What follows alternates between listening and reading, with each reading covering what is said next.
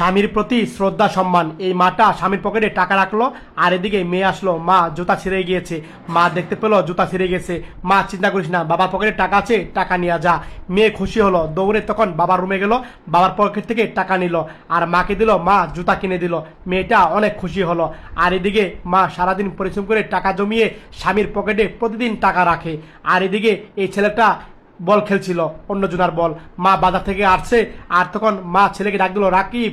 আর তখন মাকে দেখে ছেলে দৌড়ে গেল, বলল বাবার পকেটে টাকা আছে, যা বল কিনে দিব তোকে। ছেলে খুশি হয়ে বাবার পকেট থেকে টাকা নিল, আর টাকা নিয়ে খুশি হলো অনেক। আর তখন ছেলে বল কিনে আনলো আর খেলাধুলা করছে। মা কাজ করছে, করতে করতে একটু হাতে ব্যথা পেল।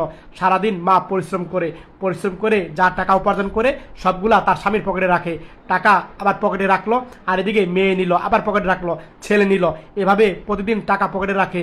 বাবার অভাব মেয়েদেরকে বুঝতে দেয় না। এদিকে এই মাটা অন্য বাসায় কাজ করে, একটা লোক আসলো, এসে এভাবে এরকম করলো, তখন ধাক্কা দিয়ে তাকে ফেলে দিল। আর মা তখন এরকম করলো, আর মা দৌড়ে আসলো আর বসলো, আর বসে কান্না করছিল এই মাটা।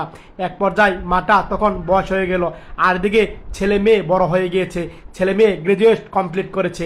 আর তখন দৌড়ে আসলো, মাকে বুকে জড়ে নিল, বলো টাকা দাও, বাবার পকেটে টাকা আছে, যা নিয়া। আবার বাবার পকেট থেকে তারা টাকা নিল, আর অনেক আনন্দ পেল তারা দুজনে।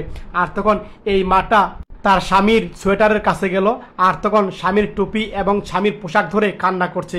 স্বামী আজ দুনিয়াতে নেই, কিন্তু ছেলে মেয়েদেরকে তার অভাব বুঝতে দিল না। স্বামীর সোয়েটার নিয়ে কান্না করছে। সত্যি এরকম স্ত্রী পাওয়া ভাগ্যে ব্যাপার। শেয়ার করে দিয়ে